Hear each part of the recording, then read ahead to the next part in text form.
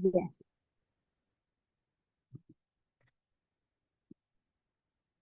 Good evening, everyone.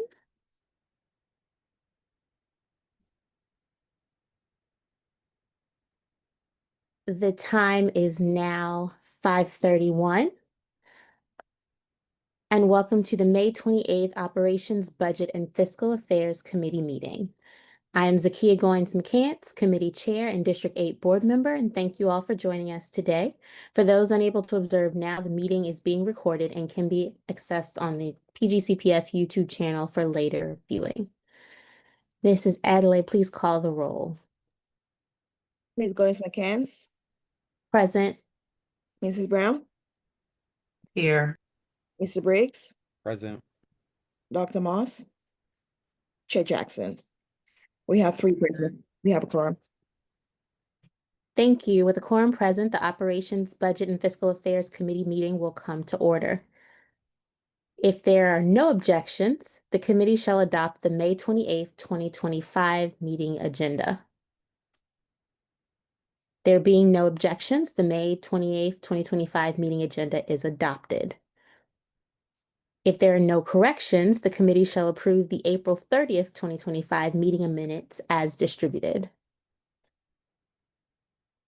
There being no corrections, the committee shall approve the April 30th, 2025 meeting minutes. They are approved. It's me. We have no registered public comment speakers for today.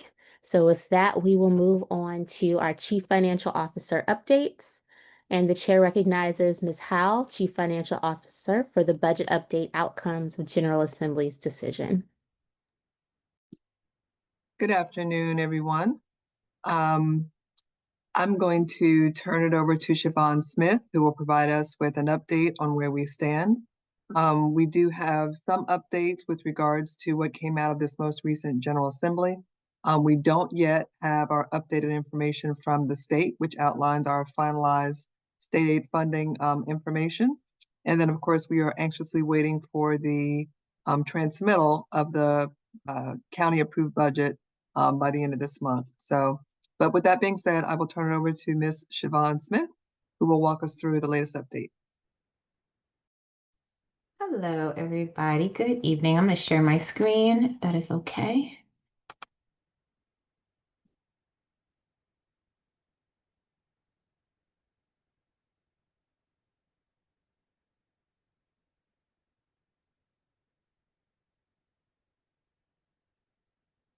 Can you guys see my screen okay? Yes? Okay. Thank you. Okay. Loading, but Yeah, I think it's still loading. it's Okay. started, but we're still waiting. Okay. I'm going to stop sharing for a quick second. Let me get off a VPN because sometimes that slows everything down. Hold on really quickly. I apologize.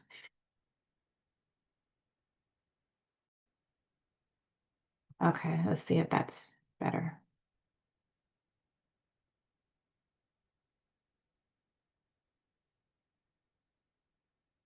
Okay, just somebody could give me a thumbs up when they see. Okay, We can thank you.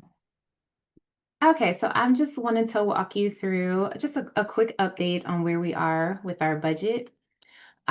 So even though we are still in the month of May, as Chief Howe mentioned, we are awaiting approval from the county on the budget that we transmitted. In addition, we are also waiting for their final budget to be released. We already had our budget hearings with the county council, as well as with OMB. And so now the biggest push is doing our final reconciliation. We are closing out the school budget process. And as we await the final state aid document, we have to reconcile everything. So final revenue numbers, final expenditure numbers. So the goal for us is to hopefully, we're not too far off. We're usually pretty good with our revenue estimates. So we are not expecting much change. There are a couple of things that we asked the county to cover. So we will see when they transmit their budget, we will see if they covered it. However, we are prepared knowing that 9 times out of 10, we're going to get the minimum funding requirement from the county. So we're making arrangements in preparation for our final reconciliation. But I want to mention that there are a couple of key dates that we're striving to hit. So this week, I know it says May 27th, but let's just say this week, we got to finalize all school budgets so that we can load it and start the reconciliation process. We have our final OBAFA budget update. I believe it's scheduled for June 18th. That will be our last time before we go before the full board with our FY26 operating budget to be adopted by the Board of Education. And that should happen on June 26th.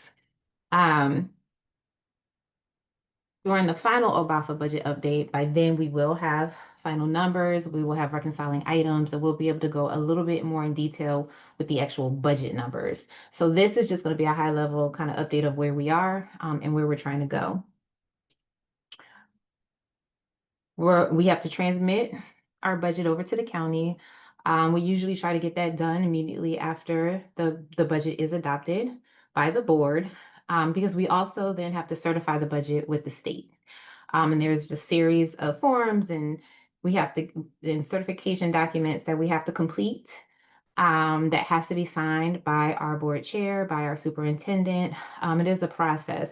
So although it's due July 1, we usually let the state know ahead of time that we're going to be just a little bit late on getting that done. However, and they usually have a lot of grace for that. But our goal is to get it done as quickly as possible. As soon as the board adopts the budget, we will work to get all signatures needed from both the county and the board and the superintendent. And then shortly thereafter, our goal is to publish our approved budget book so that the public and anyone who is interested can see what our final approved budget looks like for FY26.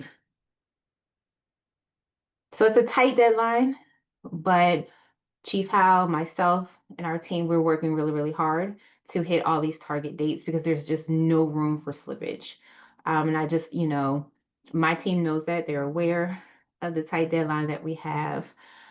So for FY26, we're hitting the ground running, starting with finalizing school budgets.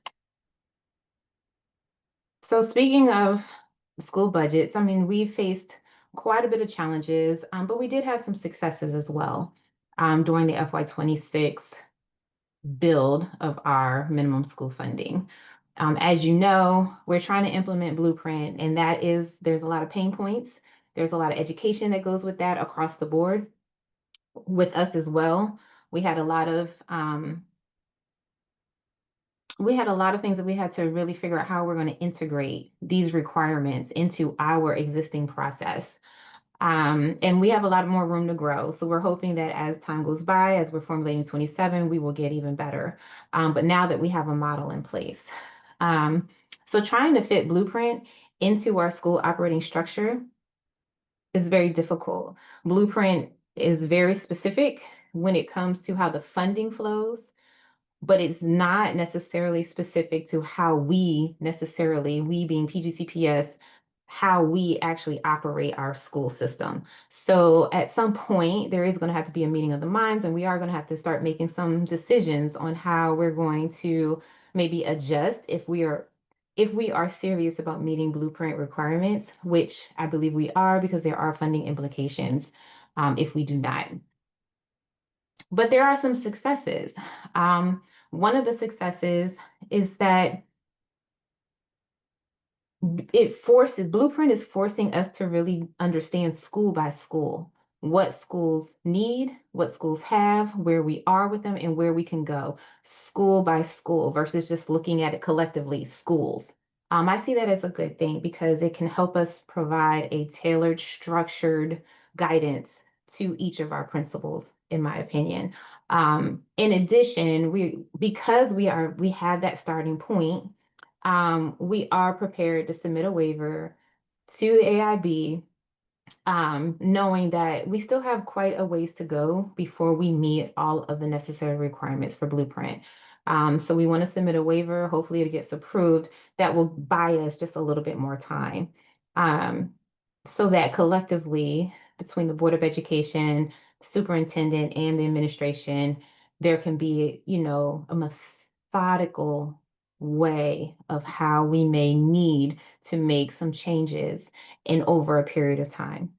So I see that as a success story. All right. Legislative impacts. Good news is that a lot of the bills or a lot of the concerns that we were having going into the 2025 General Assembly turned out okay. For the most part, our funding was not impacted much. So I know in a couple of OBAPAs ago, we kind of talked about some of the House bills and Senate bills that were there. And at this rate, the only real legislation that will impact, I think, PGCPS. One is that the Excellence in Maryland Public Schools Act, there's a Maryland Academic Excellence Program that was created, but it wasn't funded. So more to come on that. And you can see the community schools expansion, to use funding for district-wide activities and admin purposes if an LEA has 10 eligible community schools, or if at least 35% are community schools. LEAs, we have to provide each eligible school with an itemized list of services.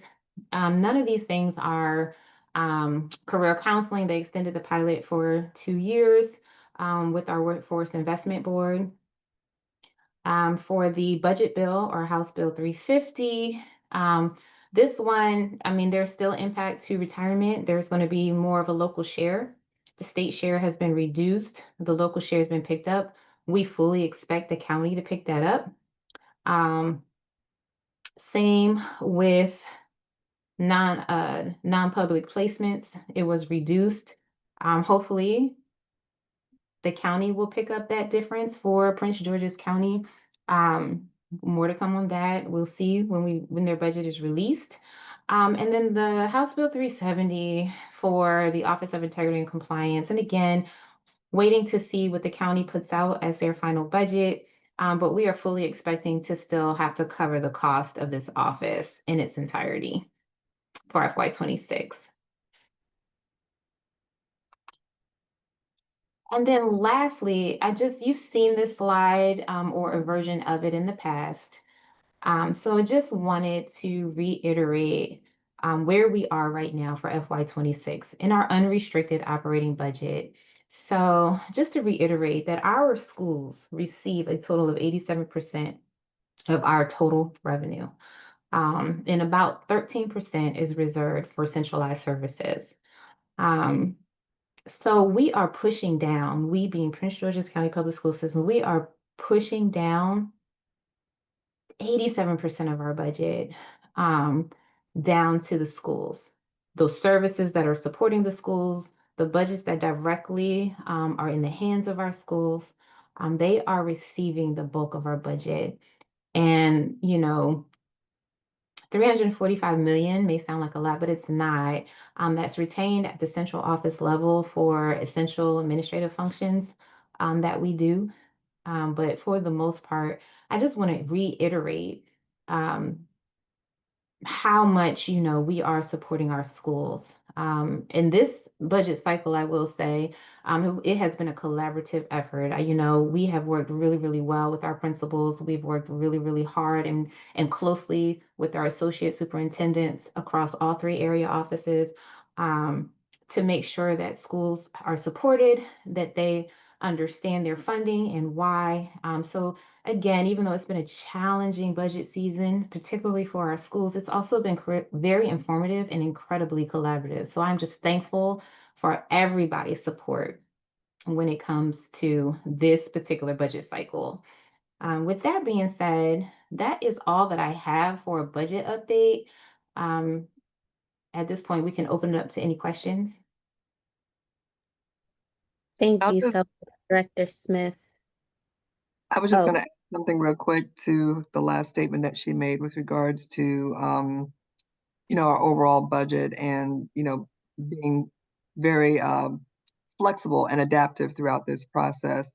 We are still faced with a lot of uncertainty, even this late in the budget season, particularly at the federal level, but we can't wait for final decisions. And so we're making some assumptions, not really knowing exactly what's going to happen. So we'll be prepared to respond once final decisions are made with regards to federal funding. But that did certainly play a part into the budget development process, and working very closely with our principals around those assumptions and what that would look like to make sure we would be in the best position to support our schools going into the year, knowing that there's still a fair amount of uncertainty around federal funding. thank you so much for that additional context, Chief Howell. Board members, do we have questions? Vice Chair Brown? Yes, thank you so much, Committee Chair Goins McCants. Great presentation. Really appreciate the information and non-information because I think we're all just playing a waiting game per se. I did have two questions. My first question was, you talked about the implementation of the blueprint. Has the state at least provided you all guidance on how to approach that? Because I know that obviously we're not the only county that's going to be dealing with this new process. And so I'm curious if the state did provide that or if you all inquired about them providing that guidance for you all. So I can take a stab at answering that, and then Chief Howell, if there's something that I missed or you want to jump in, please don't hesitate. So we being all LEAs in the state of Maryland, we meet weekly. That includes MSDE to figure out how and the best practices for Blueprint. Though Blueprint is specific in how funding flows, it is not as clear with how to implement. I think that a lot of LEAs are just like, well, this is what we did. So we do get to collaborate with other LEAs on how they're implementing Blueprint, but we are all so different in where we are in this process. So a lot of it has just been, okay, we know what the requirement is, but because there are unique things with Prince George's County public schools, it has really been an internal push to figure out the best way to apply those requirements. This massive legislation, what is the best way to apply it within our district? But we do sit on a call weekly, and I think every other week we have MSDE financial folks on the call who can help provide us with further guidance. And I do think that also MSDE, they are also trying to figure it out as we go along. So there are points that we raise that they have to get back to us with. But Chief, I don't know if you had anything you wanted to add to that. Sure. In addition to MSCE, oops, well, maybe not. Do you want me to continue or no? I'm sorry. No worries. Continue. Okay. In addition to MSDE, I was going to just state that the AIB, the Accountability Implementation Board, also participates in these weekly calls as well. And they have provided, over the course of this blueprint effort implementation process, there's been guidance that's been provided, but it doesn't always come when you need it, so you can plan for it. And so we're building and flying the plane at the same time. And I think that's been the biggest challenge for all the LEAs, because when you don't have the guidance, you still have to move forward with it. And I'll just give you a brief example. Last year, as we're building out our budgets, you need our student count data by school. We didn't get that until, for fiscal year 25, we didn't get until August. Well, the budget was already done, it was already approved, and we're already into the fiscal year. So you have to make some assumptions without having that data that you need from the state in order to really kind of build out your blueprint implementation. So it is a challenge. And as Siobhan was saying, each LEA is very different in terms of the systems that they have, the size of the LEAs makes a huge difference. Some LEAs are really small and they're able to go through the implementation. Still challenges, but in a very different way than the larger districts. So there's a lot of different variations. Our programming is different. Our different school needs have challenges. So there are different nuances that are not necessarily one size fits all, but there's a lot of great best practices, knowledge sharing among the CFOs as we're going through this effort together collectively. Thank you so much, Chief Howell. Board members, do we have any additional questions? Board Member Boozer Strother? Yeah, thank you. I'm just a guest board member this evening, but I did want to check in. Could you please clarify if these budgets reflected an assumption of the withheld ESSER reimbursements, and if that has had a negative impact? And also, can you clarify the Title I changes? So schools that had been receiving Title I funds, the factors that went into if that was something the schools, an individual school is not receiving this year. Thanks. That's a great question. And that feeds into some of the uncertainty that we're trying to work through. So the latest guidance that we received with regards to the ESSER reimbursement is that there was an opportunity for us to resubmit expenses through the end of April with regards to that. And so we went through that process. That was an exercise, was due last Friday. So we get these requests all the time that are sort of, quick turnaround. And so we provided the information to the state with an opportunity or with an expectation that we would receive reimbursement for the costs that we've incurred up until that point. Of course, we all want to know, will there be another opportunity after that? Because May is still very early in the window of time. We received, an extended liquidation period, and it was beyond May. It was through September 2025. And so we're cautiously optimistic that that we're at least having some opportunity to be reimbursed for some of the costs that we incurred, since the first notice came out back in February. But it still remains to be seen how much one we might be able to reclaim of those expenses. With regards to Title I, there's a lot that we don't know, but we did make an assumption that our Title I budget will be cut by 20%. And so that factored into the allocation that each school received. We do know which schools have been identified as Title I schools for fiscal year 2026. And we started with that assumption of a 20% reduction from there, but it could be more, it could be less. And so that at least gave schools the opportunity to plan knowing at least 20% and how to be able to build their budget based off of that assumption. But we may have another bite at the apple as more information becomes available. Thank you so much, Chief Howell. Before we go to Board Member Brown for a second round, wanted to make sure everyone else had their opportunity for a first round. Okay. Board Member Brown? All right, thank you so much. I just had one question. I know you mentioned that the centralized services are at 13%. Do you know what they were before? Yeah, we've done a side-by-side analysis for fiscal year 26 relative to fiscal year 25, and it was around the same. We didn't define it that way when we worked on the 25 budget, but as we were working on the 26, we did pull in the prior year actuals to see what that would look like as well. And it's been pretty consistent from, over those 2 years that we looked at the data.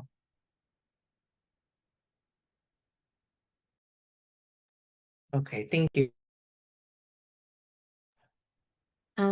I do have a couple of questions. I think part of it is as a follow-up to that, you said we don't have it listed out that way, but from looking at the overall numbers, it's been consistent over the past 2 years. Prior to that, when looking at the numbers, is it pretty consistent? Did we have a higher percentage, a lower percentage? Or is that something you'd have to get back to us on? Yeah, so One of the opportunities that came out of this blueprint implementation that Siobhan spoke of earlier is really looking at how we present our budget in a very different way. Because it's really important that we're looking at school-based costs, whether it's a cost that's directly at a school cost center, or whether it's a school uh, cost that directly supports students, but it's in a central office cost center.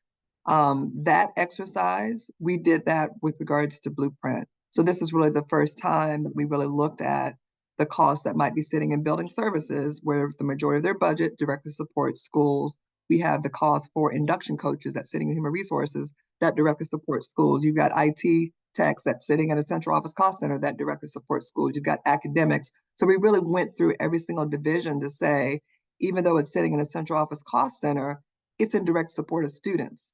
So let's look at our budget in a very different way versus central office cost center and school cost center. That's how we've always looked at it before. And that's how we sort of define central office, but that's not really how Blueprint looks at those dollars. And so we went through that exercise for 26 and then went back to retroactively see what that would look like for 25 as well. But prior to that, we didn't evaluate our budget in that manner. That makes a lot of sense. And I think looking at what you all explained as your challenges going forward, what is it that you all need as a department to make sure that we can do this properly going forward? Because obviously the blueprint is not going anywhere and the requirements are only going to get more stringent, not less. That is a great question. I think there's a lot of advocacy that could be around really the intent of the law and really the benefit of what this is all about, which is making sure the resources are getting to the schools and to support what the students actually need. There's a lot of reporting, a lot of accounting, a lot of data that does not necessarily provide any additional insight around the intent of how those dollars are to be utilized. I think it's important that the money gets to the schools and that the principals have the opportunity to develop the programming that's needed to support the academic outcomes for those students. Blueprint has accountability requirements, which I think are extremely important.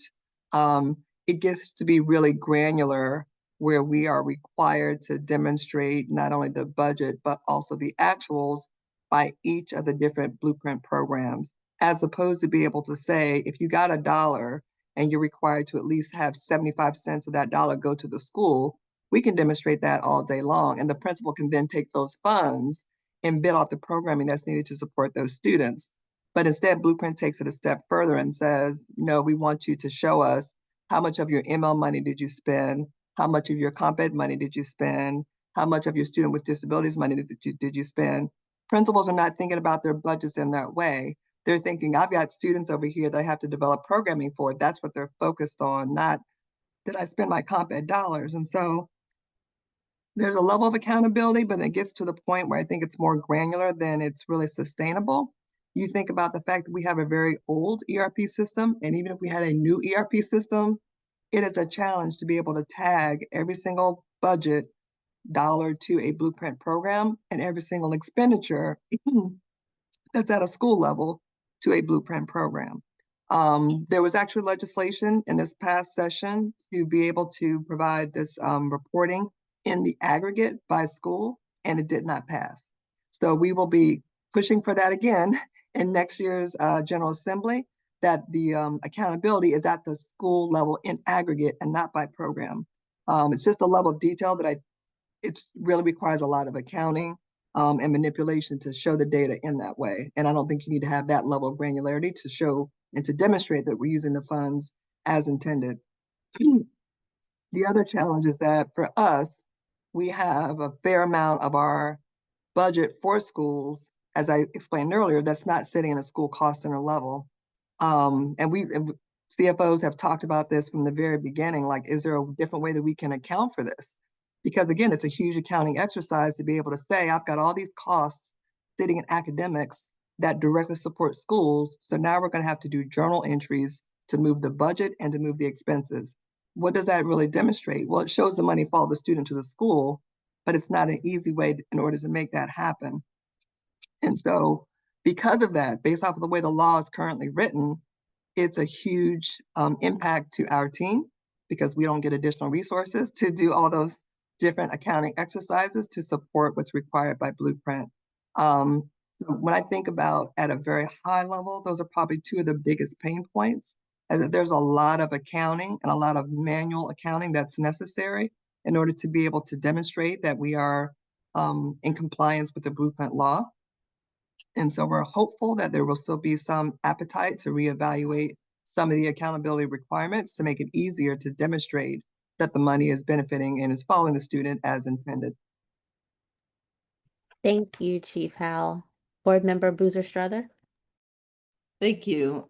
Could you go back to the AIB waiver? And when I hear waiver and what I'm seeing about how waivers are being reported on, I think unfortunately they're now being seen as trying to get out of the blueprint, trying to get around the blueprint, trying to have counties attempt to have their portion reduced. So I just want to make sure we're clear on what we mean by our potential waiver request to AIB. What exactly are we asking to be waived? So when we started the implementation for 2025, which is considered the base year, the AIB and MSDE came out with joint guidance that outlined we have 3 years to be able to demonstrate that we're getting from our current state to the minimum threshold of 75%, 75% of the funds, or in some cases 100%, depending on the Blueprint program, has followed the student to the school. And so they realized the huge challenge of being able to do that in just 1 year. So they phased it in over 3 years. So 25 is the base year. And then we are expected to demonstrate or show that we've achieved 50% growth from the base year to 2026. And then by 2027, we need to be in full compliance. So from a waiver perspective, well, let me kind of just explain a little bit more. It's being able to show that the money followed the student to the school in aggregate and for the district, but also by individual Blueprint program. And so that is where part of the challenge comes from, because you can be able to demonstrate that the money followed the student in aggregate to the school, but maybe ML is at 60% and student with disabilities is at 98%. It might average out to 75, but by individual program, you may not be in compliance. And so part of our challenge for this year will be to look at our starting point for 2025, where we believe we're going to be for 2026, and evaluate what our waiver process will need to look like. As I stated before, it's a huge challenge to be able to do that by Blueprint program. And it's also a huge challenge with regards to capturing those centralized school-based costs at a school cost center level. And so our waiver process is not to get out of it, but it's to allow us more time to get to that 75% requirement. So that's really our approach as we're going through this process. Okay, that's very helpful. It's that we are absolutely moving along with the blueprint. We just might need a little more time. It's clear to you now, and you just want to make sure AIB knows we know that. Absolutely. I mean, when I look at our Blueprint program on paper, because we initially developed our plan in an Excel spreadsheet, it looks great. But to be able to get it from an Excel spreadsheet and implement that into Oracle, that's a whole different ball game. And so it's just really needing the time and the infrastructure to be able to have the information captured in a way that it can be reported that we're meeting that requirement.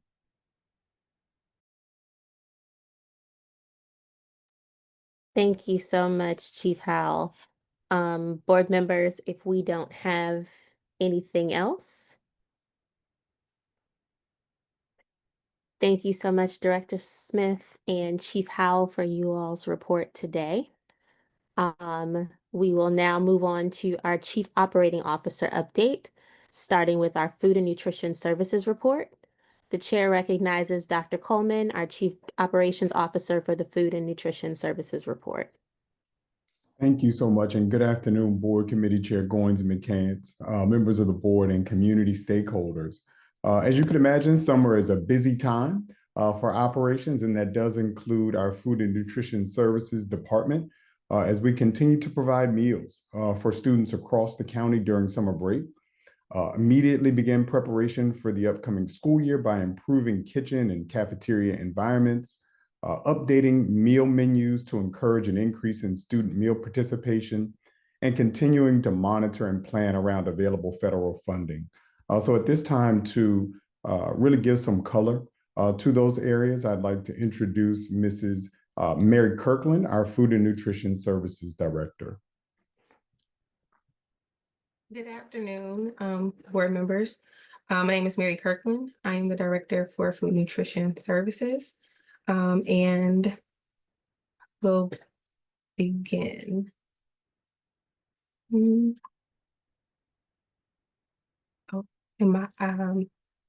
Dr. Coleman, am I sharing my screen? If you have the ability to do so, yes. I do not. Okay, thank you.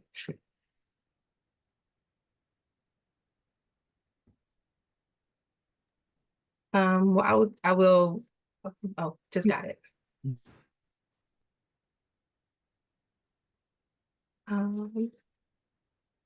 Is it working for you? Yes. Okay.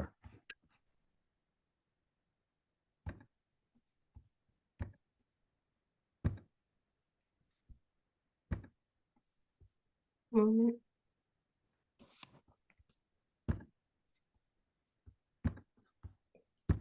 Okay. So a federal funds update for food nutrition services. At this time, there are no direct cuts to school meals programs that have been finalized. We are working with MSDE every day to get guidance on if there are changes. Right now, our guidance is that MSD advises us that operations should continue as usual. We have not seen any changes to our reimbursements as it relates to school meals. And if we are to see that, that will be a notification that we will get from MSDE. However, there is proposed legislation in Congress that includes potential changes to the school nutrition program that if it is enacted, it could significantly impact our funding and our implementation, specifically around CEP. So community eligibility provision, which is the CEP program, it is federally funded, and this option is under the National School Lunch Program. And it enables us to provide free breakfast and free lunch to all students without requiring them to fill out any meal benefit applications. In addition, it has other benefits because it takes away some of the administrative tasks of the schools having to reach out to parents to ensure that they're doing the meal benefit applications. It also gives us the ability to group schools group schools together or use schools one by one to then get an ISP that will allow us to receive the highest reimbursement for the students who fall under specific programs such as SNAP, TANF, and TANF. Just to give you a little bit of the growth of CEP within PGCPS. We have grown from 19 schools to 132 schools. The ISP has changed as of 2023 from 40% to 25%, which has allowed us to add more schools. So now with Prince George's County Public Schools, we currently have 63% of our schools, they operate this program for our students. And we have seen great success in participation as well too, as it relates to our meal programs, allowing more students access to meals throughout the day and throughout the week. In addition, while a separate program does not fall under CEP, it still allows us to then offer them 3 meals as well too. The proposed updates that are being proposed with the changes for CEP. So currently it's proposed to change the ISP from 25% to 60%. The impact that has on Prince George's County Public Schools is that we would go from 132 schools participating in the program to 100 schools not participating in the program, so only having 32 schools left over, and that impacts 69,000 students. Out of the state of Maryland, there are a little over 300 schools in the state of Maryland that will be impacted, but Prince George's County, we will see the biggest impact if these changes are to take place. what we have in place if this is to happen is that we still have other programs for our students to that still provide our students access to meals. So a lot of these schools will still be eligible for our Maryland Meals for Achievement program, which provides them free breakfast every day. We would then also have to make sure that we are campaigning with our schools, working in collaboration with our schools and different offices to ensure that our families know that when they fill out the meal benefit application, that it doesn't go any further than our office. And so therefore, we have to ensure that our parents and our students take these forms home. They know that they need to fill them out, because if they don't, that will impact that can impact our farms percentage as a whole, meaning that most of our students could be, if they don't fill out the forms, they could be paid. They could have a farm status as paid.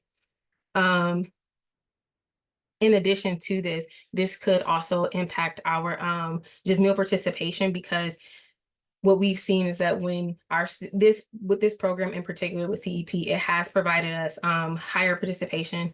Oh, excuse me. Higher participation within our schools. What we do know is when we did not have CEP, there was significant change in participation at breakfast as well as at lunchtime. And so we are working to ensure that if this is to happen, that we have things in place to ensure that we have parents are able to do their meal benefit applications, as well as other programs, submitting applications for schools to be a part of other programs that still allow them access to maybe not free lunch and free breakfast, but at least free breakfast. An update for our local food for school grant. Earlier in, I want to say March, you may have heard that there was $1 billion being cut from the local school, like from local food for schools. For the state of Maryland in general, we were given 8.5 million. 6.5 million of that was given to MSDE for school meals. And so we heard that that was cut. However, as of the beginning of May, we did find out that our local food for school grant has been extended throughout the rest of this year. I mean, it will be extended through November of next year, but then also we got another notification that it will run through June 2026. So what this allows us is to work with Moon Valley Farm, who is a local farmer here in Maryland, to provide produce to our schools. And that can range from any type of seasonal produce to introduce them to new fruits and vegetables, as well as being able to just you have multiple outlets to receive different produce, but outside of our produce vendor, who is currently Bowie Produce. And so what this will allow our schools is to go in, order local produce. Right now, they have they're able to get strawberries, they're able to get fresh lettuce, they're able to get a lot of different things that normally we wouldn't get from our regular vendor just due to pricing, whereas this here is through a grant. So we're able to introduce new fruits and vegetables onto our menu throughout the seasons to ensure that our students are introduced to those things and they're able to have access to those fruits and vegetables. As Dr. Coleman spoke about our summer food service program, we are gearing up for that. Our program will operate for the majority of our programs, June 30th through August 15th. We do have 2 programs that start the week after school lets out. To be eligible for summer food service program, 50% of the children are eligible. They must be eligible for free and reduced price meals. So you have some sites that are open sites where those students are eligible to participate because of the area in which they are in, but then you have closed sites where we have to get rosters from those particular programs and we have to qualify them based on their rosters. Currently right now, and it's changing every day, we have 151 PGCPS school sites, and we have about 40 community sites that we are working with Parks and Planning, as well as a few churches as well too. So it is growing. We are going to operate Monday through Friday. We will operate all of our cafe sites, meaning all of our sites that are inside of our schools. All of those participating in those programs will receive hot meals. Whereas you have our community centers, you have our libraries and a few churches where we will be delivering meals on a daily basis to them, so they will receive bagged meals. We are expanding our menu to include more vegetarian options for our students, so that they have more to choose from this summer, to make sure that we are able to provide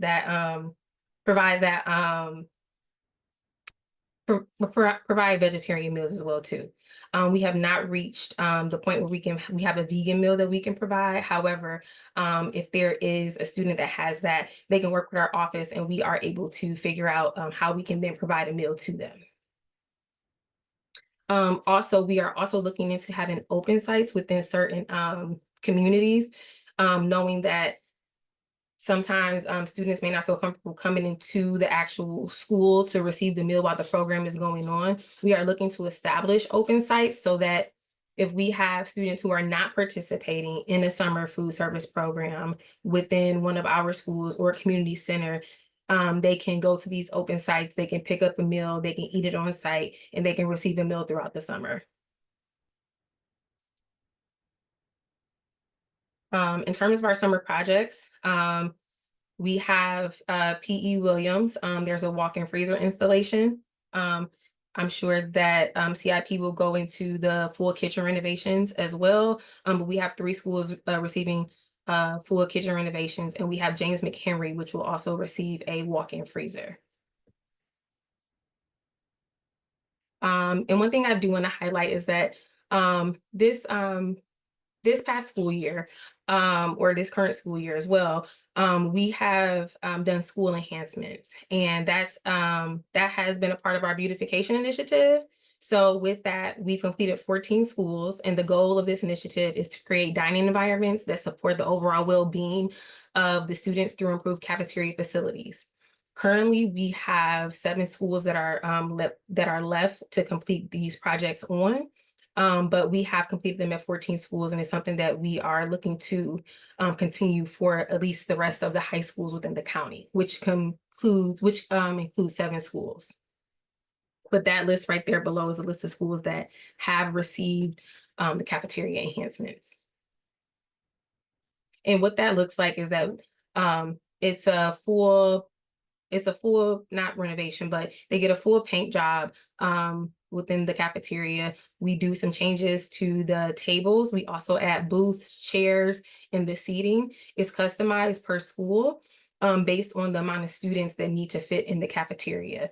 And so what students can expect to see is a lot of, it kind of screams school spirit, because you have a lot of the mascots that are on the walls, and it's just the environment in which students can come into, whether they're eating or if they are in there doing a project of some sort, to where it's inviting and it changes it up, so then they want to come into the actual cafeteria and they enjoy a space that they're going to be utilizing or eating in. So also, our goal is to increase our average daily participation for school breakfast and lunch by 3%, representing an estimated increase of 350,000 meals served. And so what that looks like as we reach that goal is that we want to develop student focus groups so that we have the student voice, as well as for our menu, we want to incorporate flavor changes. So therefore, as we have fall and winter, then we have spring. We want to make sure that students don't come across menu fatigue. And so with that, we want to be able to change the flavors within the menu so that it keeps them interested, but also it also provides them something new that they can enjoy when they come in for breakfast and for lunch. But also what we have heard is that our students want to be represented throughout our menu. And so what we have been working hard with since November is ensuring that with our vendors, we are translating that message to them, or communicating that message to them, that we want to make sure that our menus are representative of our students. And so therefore, we are also looking to bring on items that are not just what you would get every day, but we want to be able to include our gluten-free students. We also want to be able to include our students who request halal meals. We want to make sure that we can include our students who are vegan and not just our vegetarian meals. So what you can look forward to for our menu for next year is the menu diversity with the voice of students from student focus groups that will also include flavor changes. Thank you. And does anybody have any questions? Thank you so much, Director Kirkland. Board members. Board Member Brown. Thank you so much to Ms. Kirkland, the presentation. The menus and all the conversation regarding food nutrition always means so much to me because I grew up as a farm student.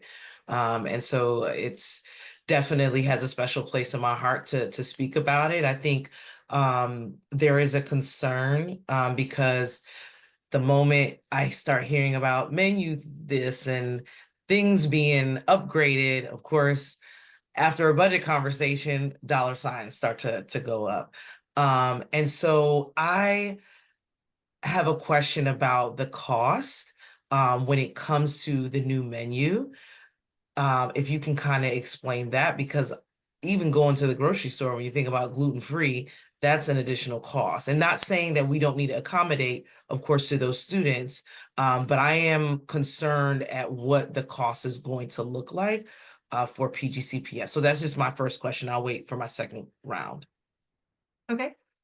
So you are correct in that the cost of food is increasing, and we have encountered some increases in the products that we purchase from our vendors. However, what we have also done is that while there are some items that have went up in price, that we know, okay, do our students like these items? Are they eating these items? Can these be replaced with something? So we are looking at the items that have, we're looking at the items that have been fan favorites that we're going to keep. And then we're looking at items that we know that our students, they're not consuming it. They're just kind of sitting on the line, but they're also not representative of our students. So we also know is that when we buy vegan meals, when we buy meals that have that are tied to a specialty, those items can go up. So therefore, we're looking at swapping items based on the cost, but also knowing that they can come in under, because what we have seen right now is that we have seen an increase in our menu, in food costs anywhere between 2% to 37%. And so with that, looking at the items, we have removed things that we're not going to bring back next year. And we're looking to replace those things either coming in at the same value or under cost. Yeah, thank you. And if I could just add, Board Member Brown, we also have to keep in mind that we're talking about different funding streams. The financing for the Food and Nutrition Services Department comes out of a non-operating budget that is not the same as the operating budget that Chief Howell and Director Smith just reviewed. So you can think of the Food and Nutrition Services Department as a business where they have a separate pot of money that they are working through with reimbursable meals, of course, from the federal government, but it's not touching the operating dollars that were just discussed. Thank I think you got cut off, Board Member Brown. Were you just saying thank you? Yeah, I was just saying thank you. I'll wait for my second round. Thank you. Thank you for that clarification, Dr. Coleman. Board members, do we have any additional questions for first round before I ask mine? Seeing none. I think, and this is to both of you all, Dr. Coleman, Director Kirkland, in that vein, in looking at the differences in the menu changes, the grants and things like that that are changing, moving from the USDA grant to the one from the Department of Defense, how much of that is going to be impacted by our possible changes in this CEP? I think it was CEP. I apologize. CEP. Yeah. So just So I will say in terms of the DoD funds that we receive and then the local school food grant, those are not tied to CEP. So they're all their different entities. And so those two, if we lost, I guess if we did not receive the funding for those two, if we lost funding for DoD, or if we did not receive our local food for school grant for next school year, that wouldn't impact CEP simply because CEP is kind of tied to SNAP. It's a food program. It falls under the school, it's an actual program and how we feed the students. Those are additions to our meal service program in general. And so CEP wouldn't be impacted. The only thing you can see that would impact CEP would be the changes to SNAP. And so with SNAP, understanding that our students who qualify for SNAP or TANF and things of that nature, they are our direct cert students.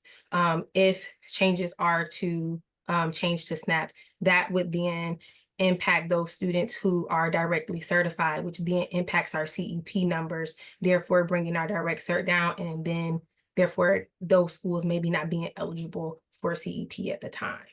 In addition to if SNAP changes, what we could see in those CEP schools, right now we have more of our students in those CEP schools who qualify for a free status. So that gives us the highest reimbursement. If SNAP is to change, we would see a change. So the amount of free students would reduce, the amount of reduced students would go up, and then reduced students could then change to paid. And so therefore it impacts there to where it would, from a fiscal or financial standpoint, it would not probably be to our benefit to operate CEP in those schools, because therefore we wouldn't be getting the highest reimbursement that we could get. And it just makes sense to go back to them doing the meal benefit applications and going with their regular farm status as free, reduced, and paid. Got it.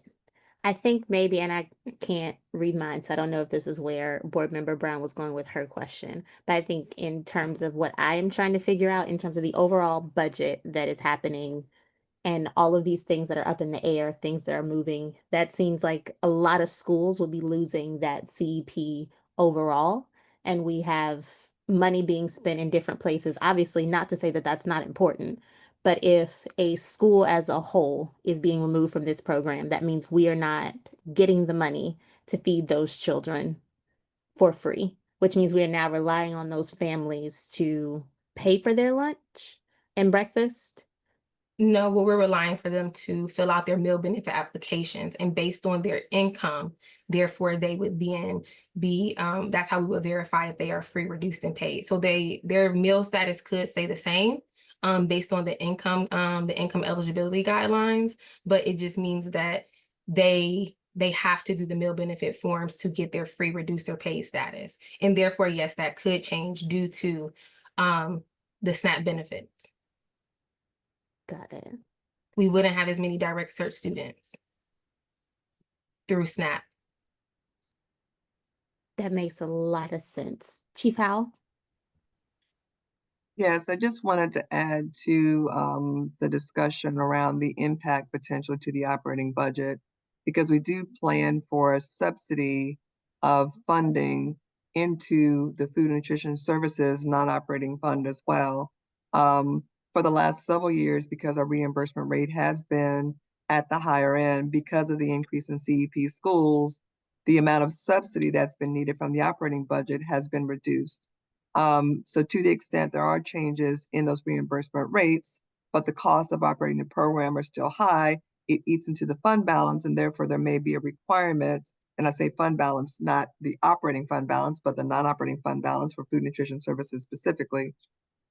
So then that may require that subsidy continue to be provided from the operating budget. We haven't had to do it for the last several years, well, last couple of years, at least, maybe 2 or 3.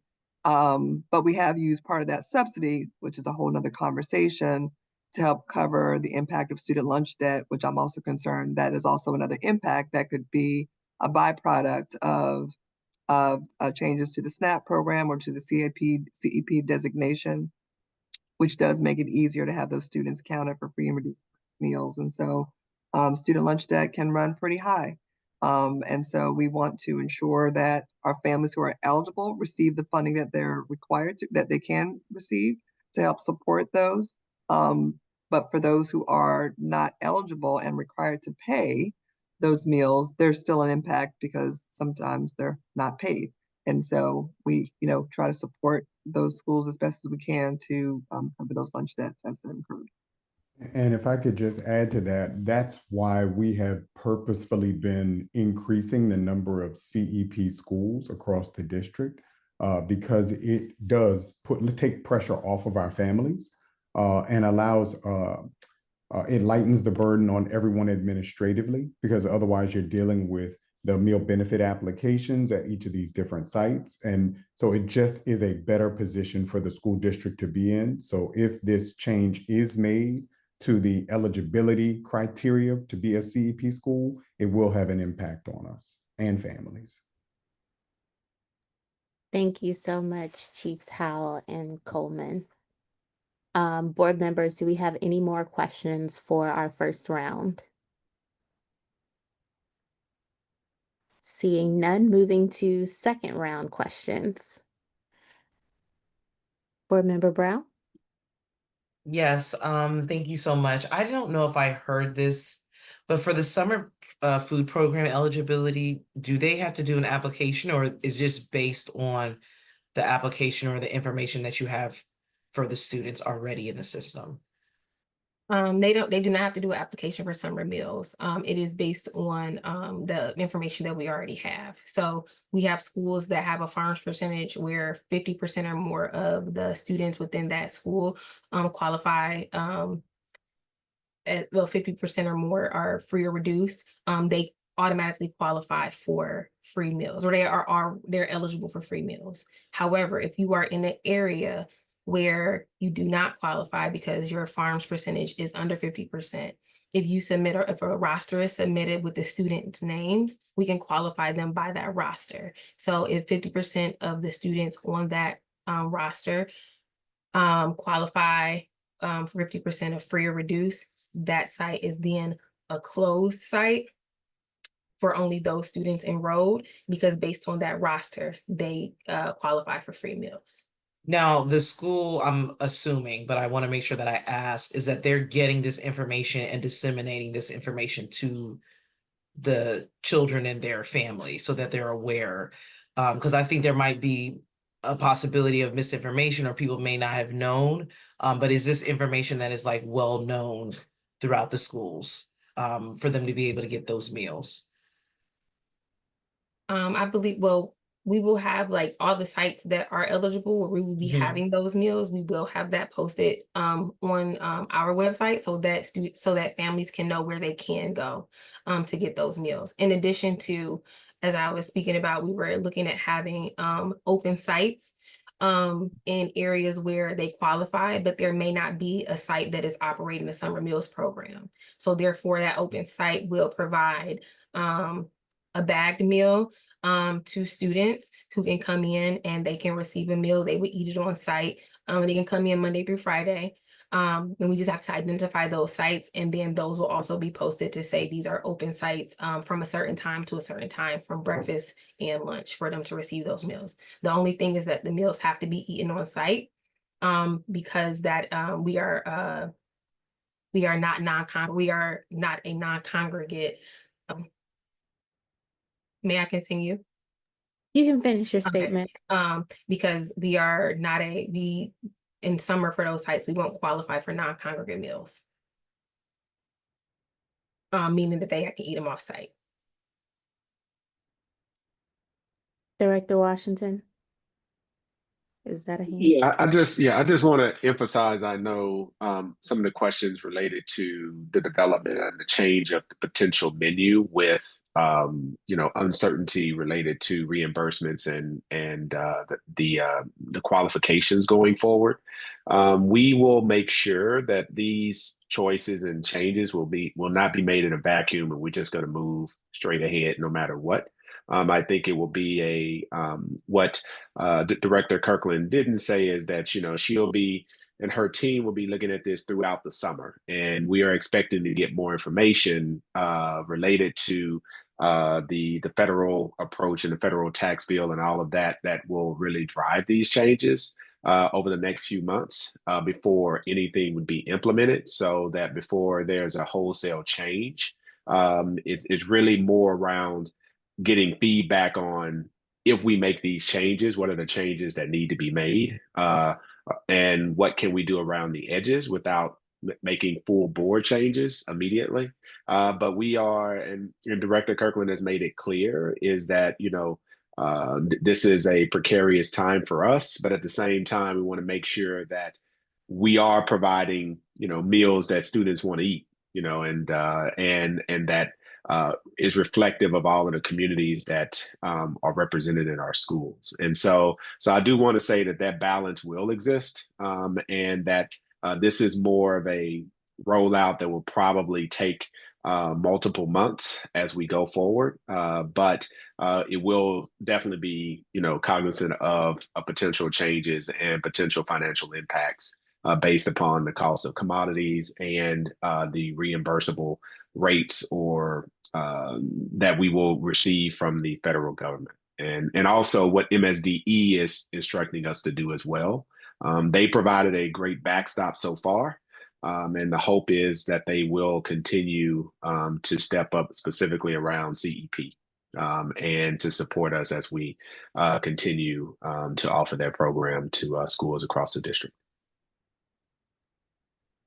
Thank you so much, Associate Superintendent Washington. Board members, do we have any additional questions? I just wanted to do a quick shout out. Bowie High School looks wonderful, so thank you for the upgrade.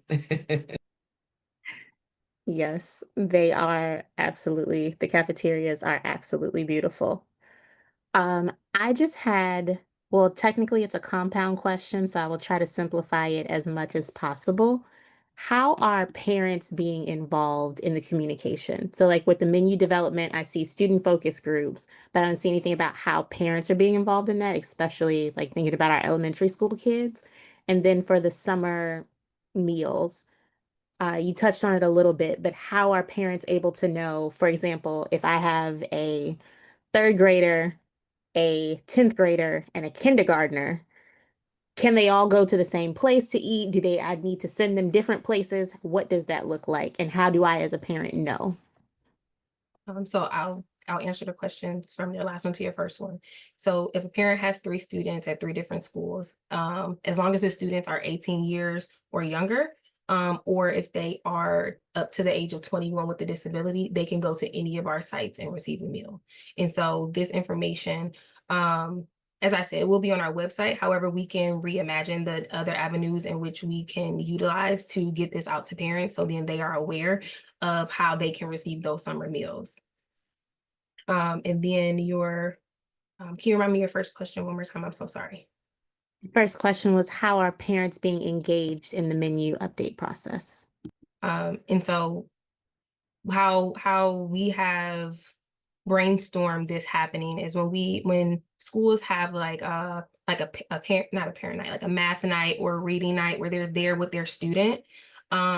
We would then target those schools to say, okay, as a part of FNS, FNS would like to come in. We would like to do not a focus group, but get feedback from parents on these menu items, so that we get the parents can actually either be a part of, after the students choose and say this is what we would like, the parents can then taste it, or they can be included to say, okay, this is what they enjoy, this is what they know their student would enjoy, X, Y, and Z. So they will be included in those realms, not necessarily bringing them in a focus group, but we would try to target those specific nights where they focus on reading and math and things of that nature, where the parents are there at the school, so then we can focus on that group of parents, but all over the county as well. Can I just make a suggestion on that point, that there be some sort of a asynchronous way for them to have input and give you all feedback? Because I know a lot of our parents are still involved, but might not be able to physically make it to every math night, literacy night, etc. And we definitely don't want to be leaving them out either. Absolutely. I think we're still in the planning stages of how we are gonna how we're going to roll this out. And so therefore I think we we are open to the idea to listen to getting ideas, to brainstorming how we can then make sure that our footprint is throughout the county, not just to our students, but to our parents as well too. So appreciate that, Director Kirkland. Board members, do we have anything else in this section of our meeting? Seeing none. The chair. Goins McCants, real quick, can I one plug to also piggyback on your second question on getting the word out? We are more than happy to provide, little snippets that I know board members have newsletters, correspond with their communities. So if there's anything that we can provide that you all can push out, that has usually been the best way of spreading the message. I know we will have it on our website, but we all are busy and folks don't really have time to go searching on the website for stuff. So if you can just that's something that we can prepare with communications that is available, that you all can highlight in monthly newsletters. If that's something, we're more than happy to be a resource there as well. And because we want as many people to know about this as possible, because we do not want children going hungry this summer because they were not aware of opportunities to get meals. And that's something that we're very committed to making sure that we spread this message as far as wide as possible. That is greatly appreciated. And I know several of my colleagues will be looking forward to seeing that. Thank you so much. Chair recognizes Dr. Coleman for our CIP Summer Work Project update. Yeah, thank you so much, board member. We're also grateful for the opportunity for the Department of Capital Programs to have an opportunity to provide an overview of the summer projects planned for 2025. At this time, I will turn the presentation over to Capital Programs Project Management Supervisor, Mr. Will Smith, to provide this update.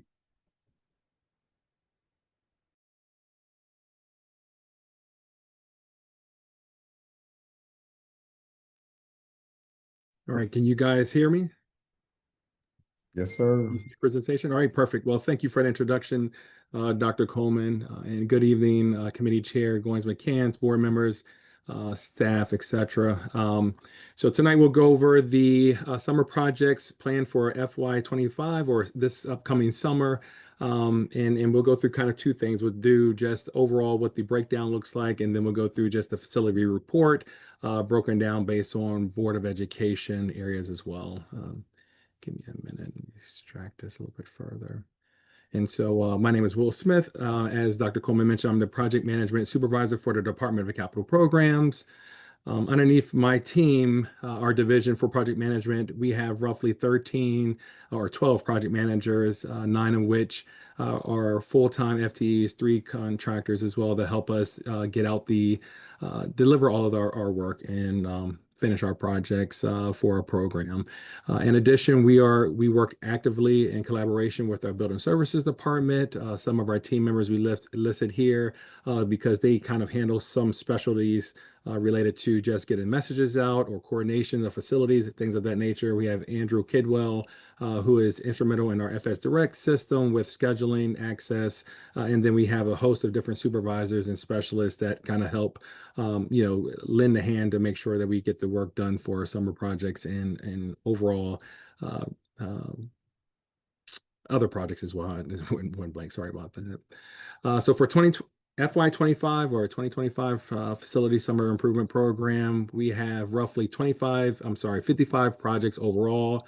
This is a decrease from past years where we would have upwards of 80, 90, sometimes over 100 projects. This is definitely, as a result of some of the funding challenges in which we have been seeing and the reduction of our funding going from roughly $200 million down to $105, $110 million.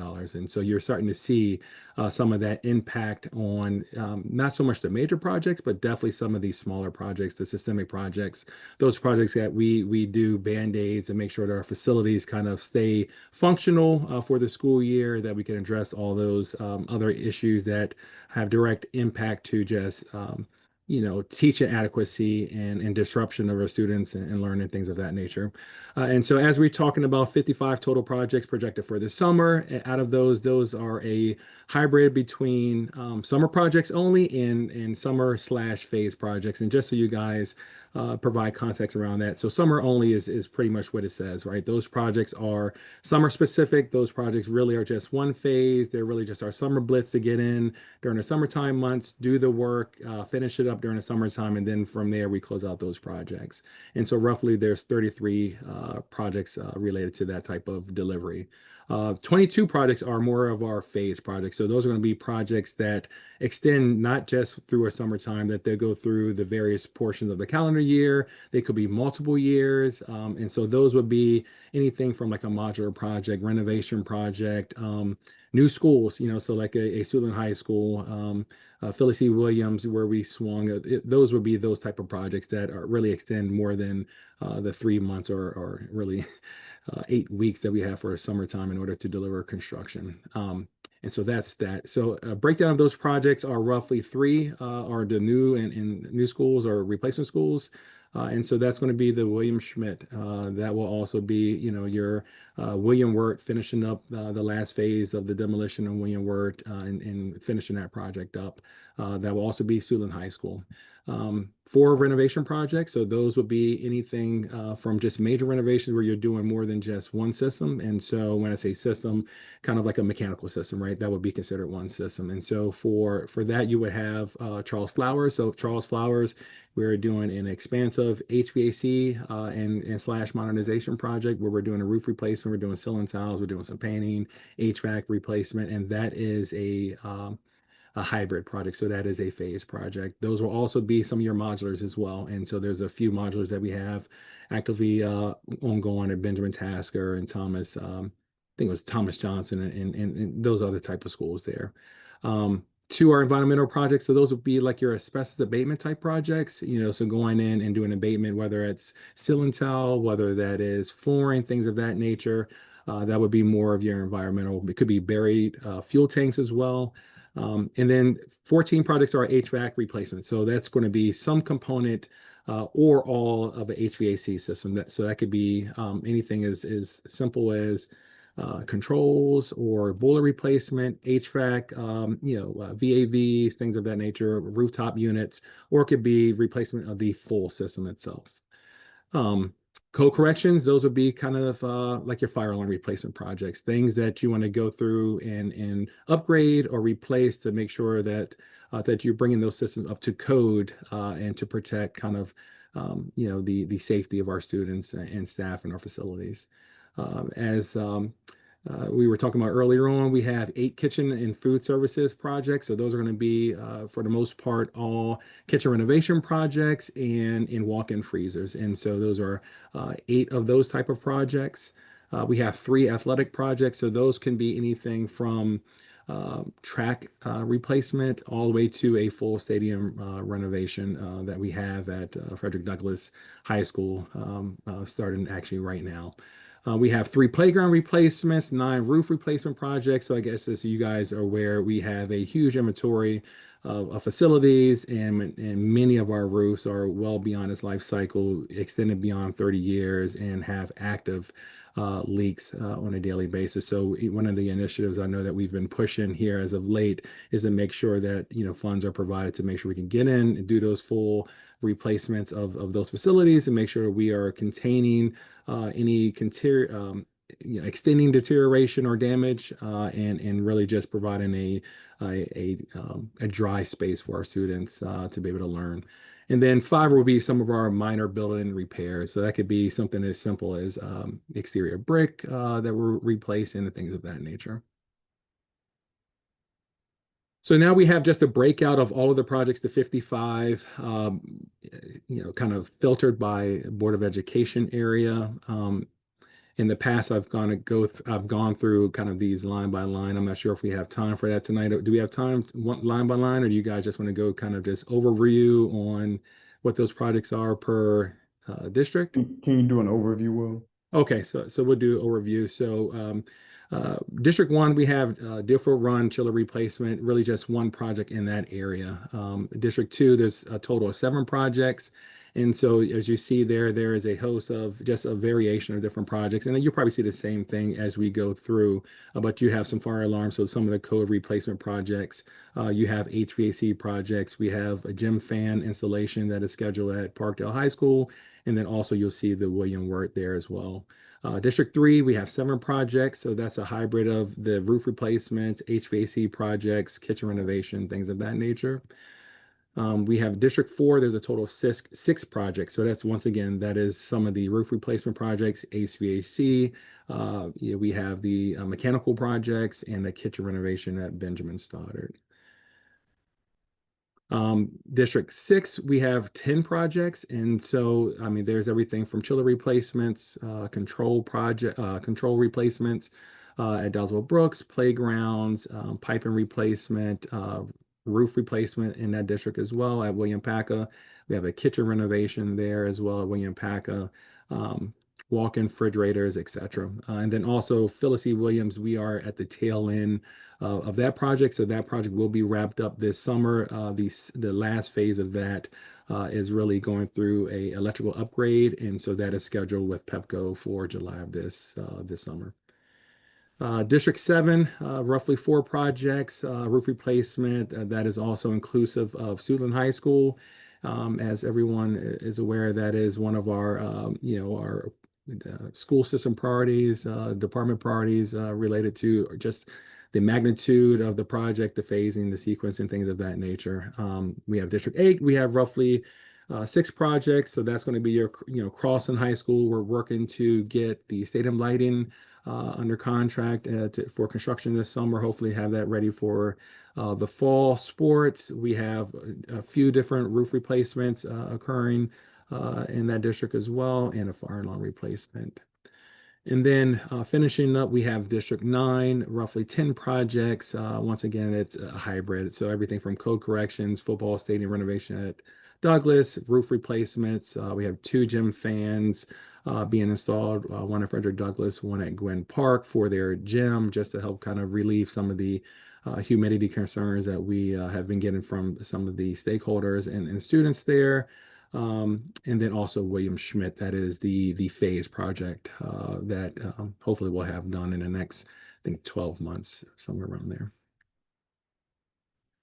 All right, and that is the presentation for summer projects that we have for the spring. Of course, this fall we'll have just a wrap up of, this is more so the projected. The fall will be more so what was completed, what was actually in construction.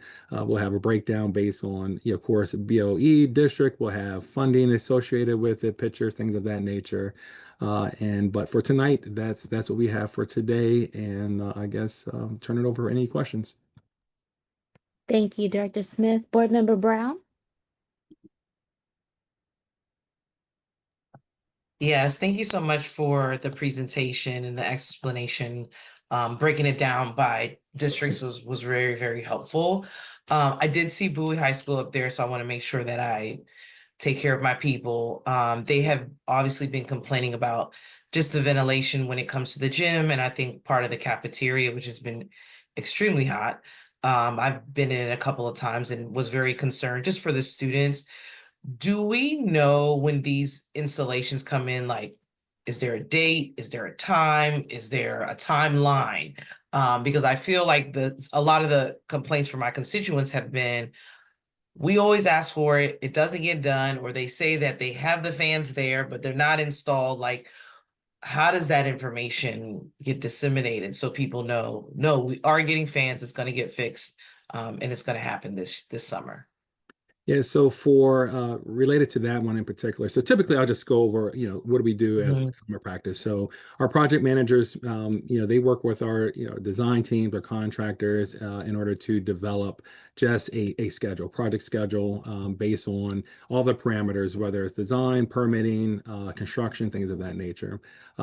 During that process, they engage the end user, usually the principal, or if there's a, for this case, it may be athletic director, if it's an athletic type of project in order to just meet with them on whether it's a biweekly, a monthly cadence as progress is moving forth as we're getting ready for construction, or if there's just input during the design phase.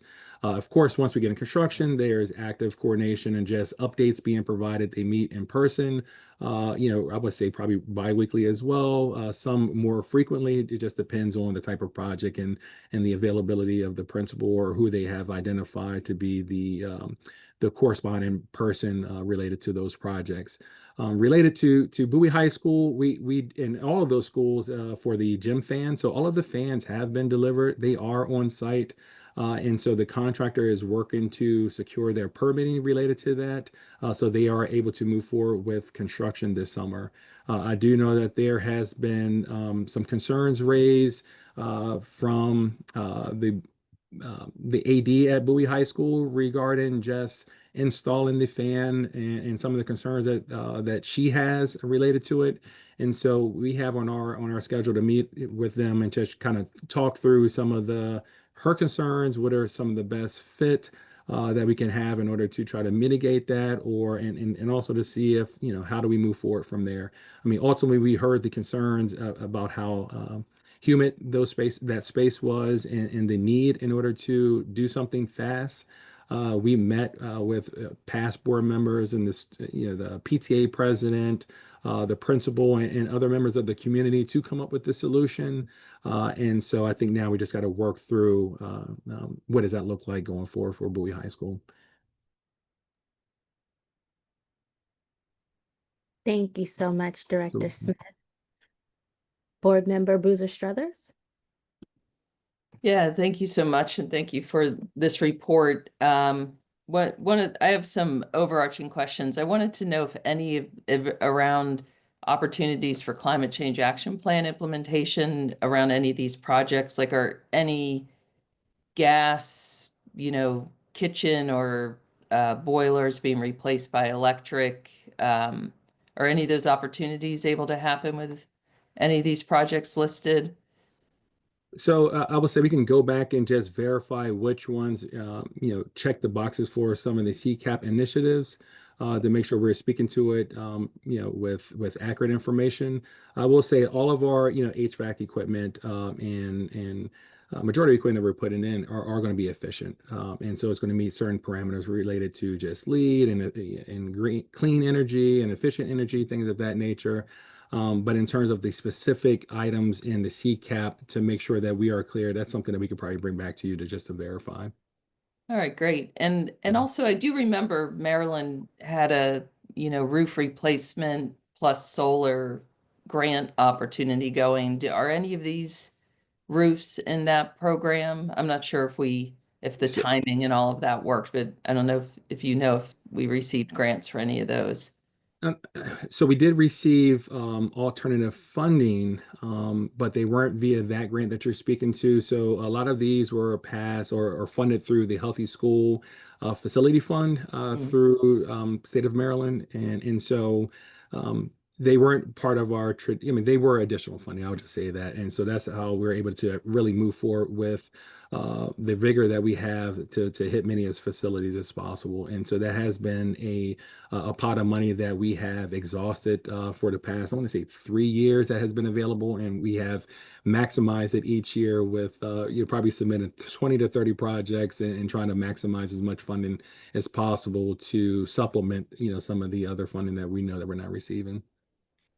Yeah, great. And then going back to your initial statement around funding and the disinvestment that we're in again, can you give a little context around how these 55 projects compare to when, say, we are at 250 million investment? What that looks like, because I think this is something we really need to be able to explain globally to Prince Georgians.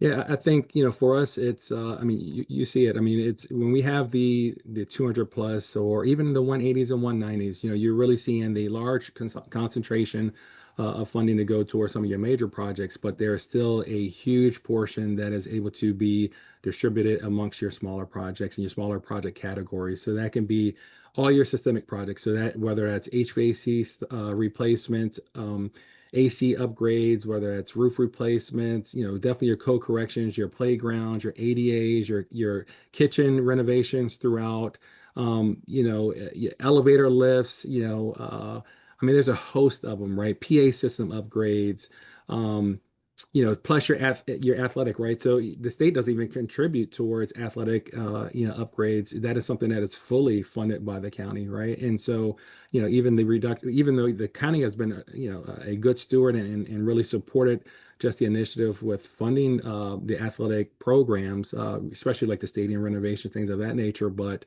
just the reduction of funding that, you're stretching money from the county to be able to do some of these other initiatives where before we had the state support. And so if we're looking at a $200 million, budget in past years, and now we're at, 105, I mean, that is a $95 million deficit, right? Or reduction in just funding in order to deliver projects. And so that is huge. I mean, because, if you're thinking about, playgrounds, I mean, I think playgrounds were somewhere around $60,000, $70,000. And, if you have $500,000, you're able to do, 9 or 10 of those, right? It's 9 or 10 sites.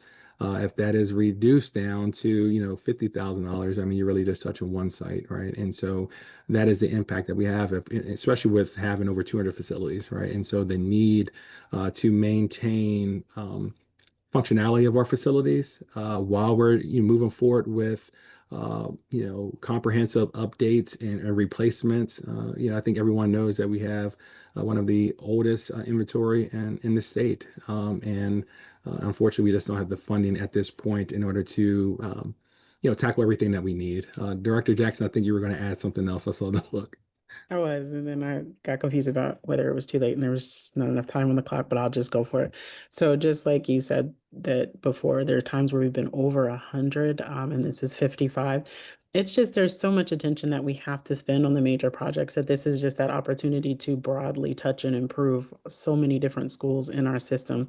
So that's why I think the summer projects have a special place for us. So we like to see, just broad improvements across our entire district. And one thing you'll also note in this list, you see a lot more just necessary to keep the door open project, like secure the envelope, replace the windows, get the roof, make sure we have a fire alarm. And you see less of the locker replacements, the gym renovations, the new tennis courts, even the parking lot repavements, and you see less playgrounds. And those are important enhancement projects that, they get shafted over these type of priorities. Less of those kitchen renovations that change that really a cafeteria renovation that changes your whole dining experience in school. Even a few less security upgrades. So it does hurt, and it's something that is impactful across the district. So. And that's a very good point, because, from an architectural standpoint, many of these, will not be noticeable from the end user, from the students, right? Those are things that on a day-to-day basis, you don't even notice. You don't notice if you have a code-compliant fire alarm system, if you have a new roof. Yeah, if you're not, if it's raining and you're not incurring any leaks, but, it doesn't really, change the in-class experience, as versus how we had it before. We had a host of, funding categories to do renovation projects. We had some of the SSR projects. We had pod conversions, right, where you would be able to go in and do renovations of, large portions of the school over a course of a few summers. And then, I mean, you're really touching everything from the IT, the electrical, the HVAC, the architectural, the element, and so flooring replacement, ceiling tile, paint, the whole nine is really a comprehensive renovation. So unfortunately, we're experiencing less of those, but as you said, definitely more focus on the essentials at this point, unfortunately. But thank you for that question. Yeah, and I was gonna say, I think I can really see that, and I have certain schools that I'm thinking of that, there's no projects going on and we know, what's needed in them. I think about, the next, some years we need to keep High Point functional, and there isn't money for bathroom renovations for these old high schools. Like I don't see bathrooms, and there's a lot I don't see. And it's very, it's very concerning. It also should be, we need this for the advocacy. Um, we need it for, like you said, the students don't feel a lot of this. They might feel cooler. They might know that the fire alarm bells are going off normally, but that is not their daily life in these buildings. And we're not seeing that at all levels, from the playgrounds to bathroom renovations and cafeterias and other things that they can feel. So it's just so I can't sit through this without feeling the urgency and that that the student voice is going to have to be louder about their experience, because the adult voice, we're not delivering with our adult expertise. There's just more we have to do in our advocacy to the state and county. Thank you. Absolutely.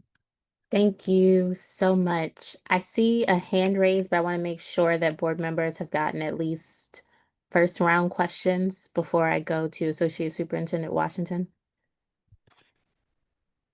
Okay. Mr. Washington. Yeah, I was just going to regarding the question regarding solar and roof replacements. We are looking at that, and so we have engaged a contractor to look at potential first steps in solar implementation across multiple schools and what that looks like. And one of the funding streams that we are exploring through OAI-PD is utilizing roof replacements and solar together to accelerate the condition of and the replacement of many of our roofs. And so that is something that we're looking at. Nothing to report now, but I just want to let you and let all of the board members know that is one of the avenues that we're exploring to modernize and create some sustainable schools here as quickly as possible. Much appreciated, Associate Superintendent Washington, because that was about to be the first question in my list.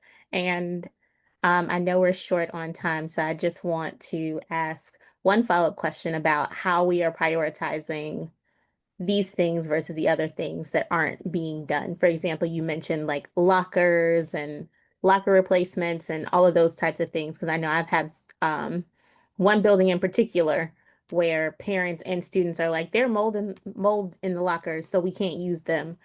So how are we prioritizing those? And then what's the best way, do you all think, for us to make sure, to Board Member Boozer Struther's point, that our students and by extension parents are feeling like, in terms of all of our facilities improvement, we are making sure their safety is in mind first? In terms of priority, Director Jackson, you want to talk through some of that? Sure. It's something we're talking about now, because what we did in the past, and just several years ago, we weren't building as many new schools. And it is important to have a modernization program, or the need for these projects just grows like out of hand because you're patchworking what really needs to be bulldozed and replaced. So I'm not advocating going back to this period, but there was a period where this is the majority of the capital program was doing all of these little projects. And so the prioritization process that we did at that time was very different. It was they came in from our different departments, like building services, like they have the ground shop. They'll tell us which schools need parking lot replacements or repavements, in what order. Code corrections came in the same way. Everything came in the way. Security had their camera list, kitchen and food and nutrition had a kitchen list. And that information was just synthesized into the CIP, and we just requested it all, and we did whatever was funded. What we're looking at now, and we've just started this across kind of our operations division, is knowing that we're restricted in our ability. The common sense approach was, okay, we've got to focus on life safety. We've got to secure the envelope, or the costs and the ability to instruct will be compromised. But it's still not satisfactory. So we're looking at coming up with a tier system to prioritize across the categories that I mentioned, because right now everything is categorized within itself. So we know the order of playgrounds that's recommended by our school side staff in building services. We know the order of roof replacements, in part by age, but also, by failure. But we don't have a mechanism to transparently decide who gets their window and door, and is it above this roof, and then when is it above this playground, so like that's something we're trying to solidify as an organization, especially in this budget crunch. But right now it has, of course, been life safety and securing the envelope at the top of the list. Thank you so much, Director Jackson. Board members, anything else for Dr. Coleman and his team overall?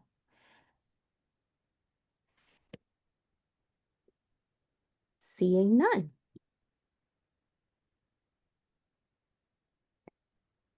Oh, wait, is that a hand? No. Okay. So seeing none, thank you all so much for these presentations. This was incredibly helpful, especially in terms of the questions that we get between the differences between this budget and our other budgets, and how all of those things play together, how we have, so this was incredibly helpful. With that, we will move on to adjournment. The chair informs the public that the last virtual operations, budget, and fiscal affairs committee meeting for the school year will be on June 18th, 2025. Please continue to check the Prince George's County Board of Education website for meeting and information updates. Thank you all for the great discussion and for being here. To our viewers, thank you for watching.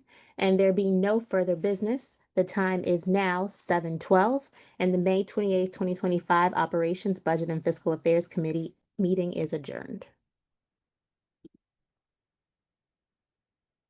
Thank you again.